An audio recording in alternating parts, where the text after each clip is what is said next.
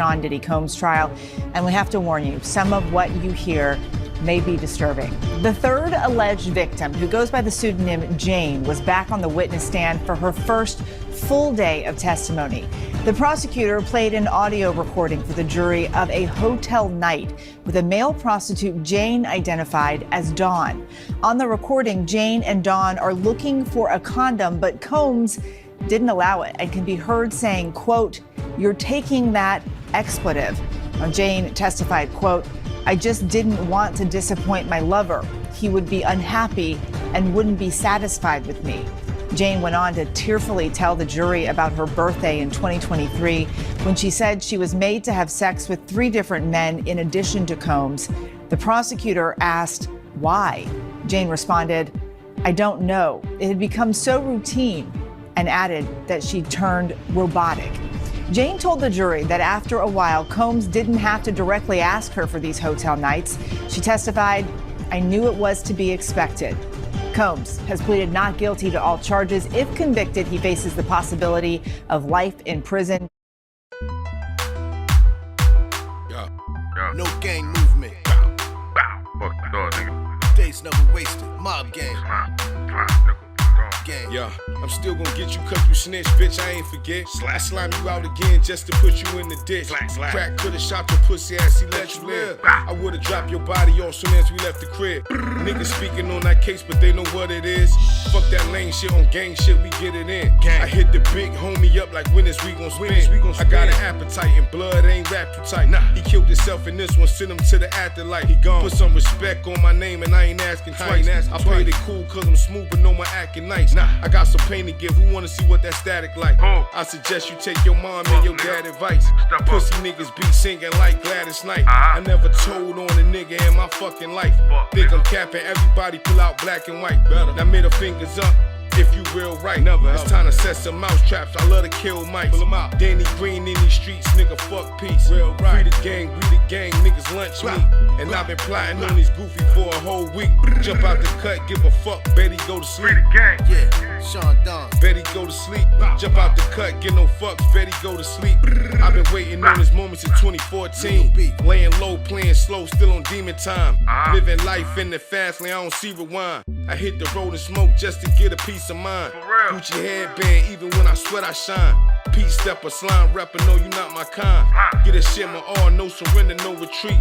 I'd rather die inside a cage. Never fresh meat. Gang. Days never wasted.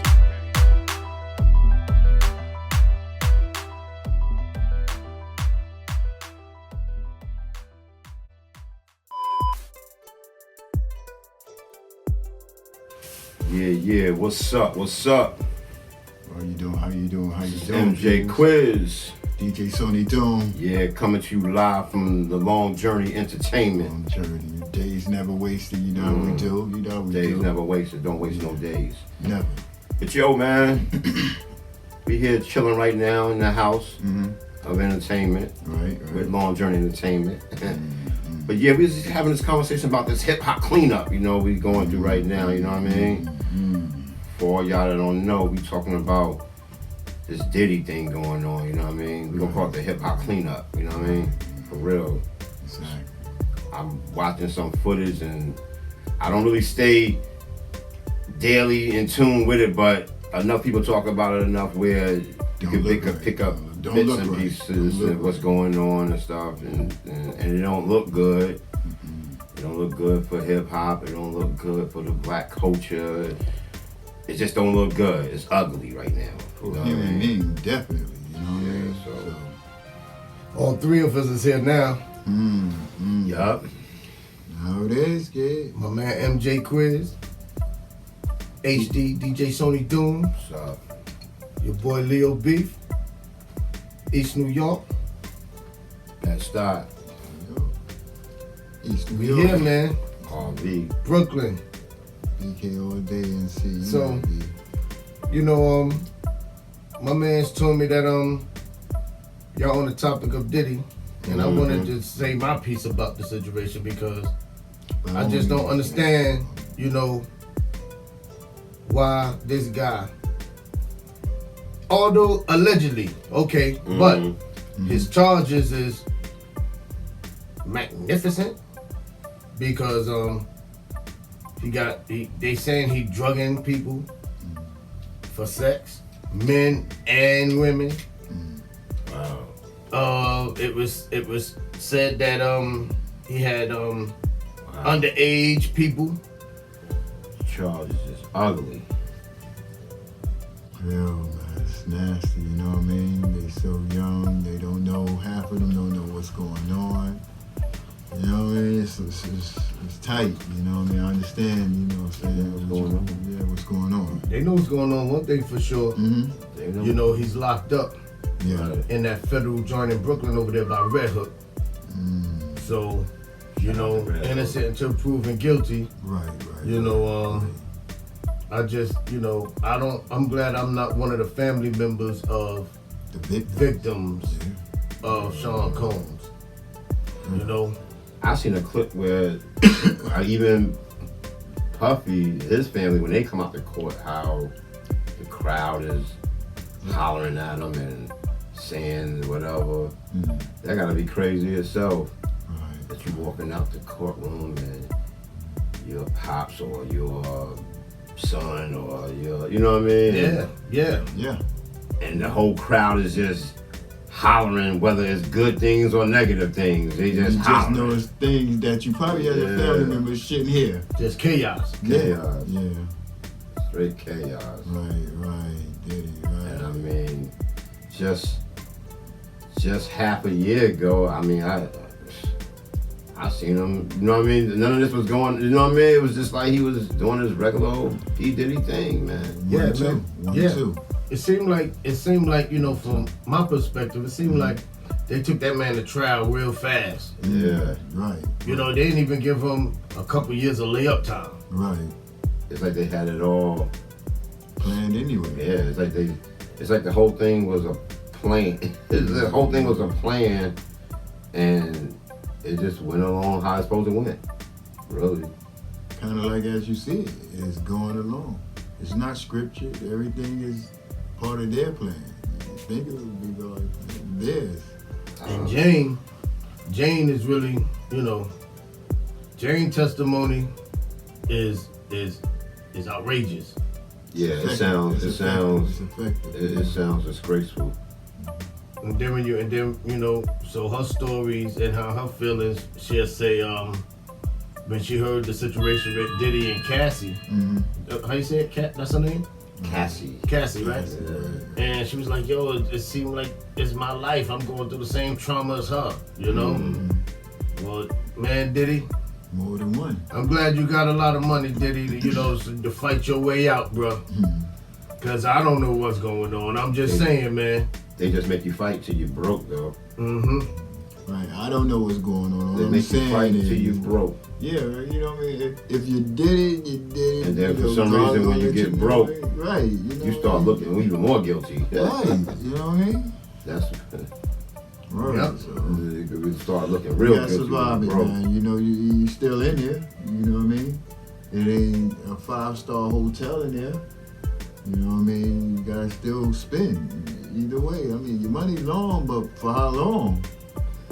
It's, hey. And I know, you know, they might be looking at you bad, Diddy, man. You know, I don't know you personally, but I know you through. I know of you through my years. family member. You know, wow. my nephew, you know, made songs with your sons That's right. That's and Bass Swag, and you know, so y'all had some kind of, you know, music relation going on. So you know, so I know good things about you, bro. You know what I mean? right. But you know, hey man, you on trial. You know, this is day 18th of his trial. Day 18. 18. What's this? May 11th. Right. Right. Yeah. So we speaking on the 18th day of his trial. Yep. And it don't look good. Yeah. It sounds disgusting. Take a look at some of this footage. The voice note messages that he left her, saying that he didn't want to do this with her anymore, saying that she was being dramatic or confronting him about sex. But Jane also talked about how Sean Combs paid for her teeth, new veneers because he didn't like her teeth, and paid her $10,000 a month rent, which she said he seemed to hover over her and always brought it up so that she was reminded that he was paying the rent. It made her feel obligated, she said, to perform in these hotel nights. And at one point, Combs kind of winced a little bit. Remember, though, he's not supposed to show facial expressions because the judge said that could get him kicked out of court. Aaron Katursky for us there at the courthouse. Aaron, thank you so much. And here now to break down the testimony from today is ABC News legal contributor Brian Buckmeyer. We heard from Jane on the stand. What stood out to you about her testimony today? I mean, just a few things. I mean, Aaron talks about that $10,000. They found out that Sean Combs is supposedly still paying that $10,000 a month. But there were other things where she would talk about the sexual abuse and as well as these debaucherous nights or hotel nights, because she doesn't refer to them as freak-offs. And you would get to the point where she would be told to have sexual intercourse with a male escort, and she said that, well, I didn't want to do it because he wasn't attractive, and then go into a room with Sean Combs and there would be a conversation, and he would look disappointed, but ultimately would say that person can go, only to get another person to come in. And so for me, I was kind of two minds. One, Sean Combs, at least in this instance, is not showing the violence and aggression that we saw in Cassie's testimony, but here he's still saying, well, it's still gonna happen, just not with the person that you're choosing. I think both sides are gonna be able to use that fact however they want to in terms of benefiting their case. It's going to be very interesting when cross-examination comes up on those points. We've also heard testimony about drugs in this case. Jane talked about it today. How does what we heard from her play into the charges here? So I know a lot of the time we're talking about the freak-offs, the hotel nights, the debauchery, whatever you want to call it. And that's a big part of the RICO conspiracy. But there are a lot of underlying charges as well involving drug sale and drug use across state lines that if any one of those predicate acts are used in the form of trying to find Sean Combs guilty, he can be found guilty, maybe not of the freak-offs, but of providing drugs and selling drugs to the people who are participating in it. So I think it's a strong point to make nonetheless, even if, let's say the jury, for whatever reason, doesn't believe Cassie, Mia, and Jane. Jane testified today, and you mentioned that he's still paying the $10,000 for her house. That money played a role in her decision to stay. Why does that matter in this case? Because that's what the government is hanging their hat on when it comes to the sex trafficking. Don't forget, sex trafficking is through force, fraud, or coercion. The coercion, I think, is what they're attaching it to. But the numbers really played out in my mind, because my understanding is she started dating Sean Combs in 2021. There was a lease agreement that we saw that was signed on April 4th of 2023.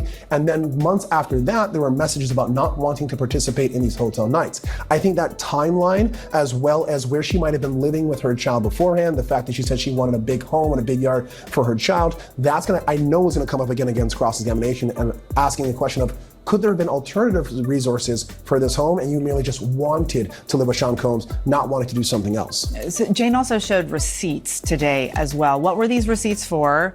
What's the significance of them here? All right, so when we talk about receipts, the receipts were about the repayment of some of these flights for the sex workers or the entertainers that she would put on her own car, the flight to go from Atlanta, for example, to New York, where they may be, and then making sure they were taken care of by leaving money downstairs. Sometimes she would pay it on her own directly and then get reimbursed with Sean Combs. And some of those payments and receipts show that Sean Combs is still in one way, shape, or form, directly or indirectly, participating in this racketeering conspiracy. Okay, and you mentioned this person that she was choosing and not choosing.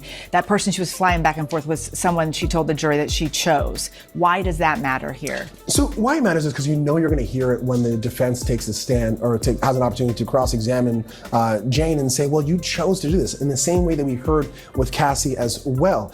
But here, we're going to see that she says she felt pressure to do so, that she chose these two specific workers, I think it was Cabral and another gentleman by the name of Anton, because the other ones she didn't feel safe with. She didn't know them. She figured, if I'm going to participate in this, I might as well participate with people that I know and I feel safe with. And I think getting ahead of that and making that statement rather than having Combs' attorney attack her for that was a smart move by the government. The jury was also shown some text messages between Jane and Combs.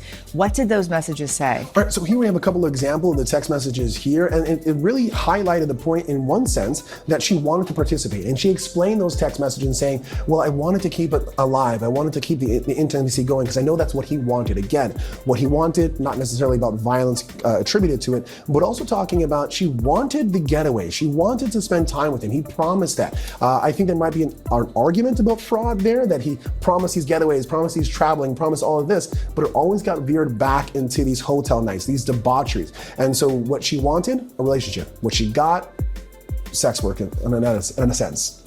Brian, thank you so much for being here with us.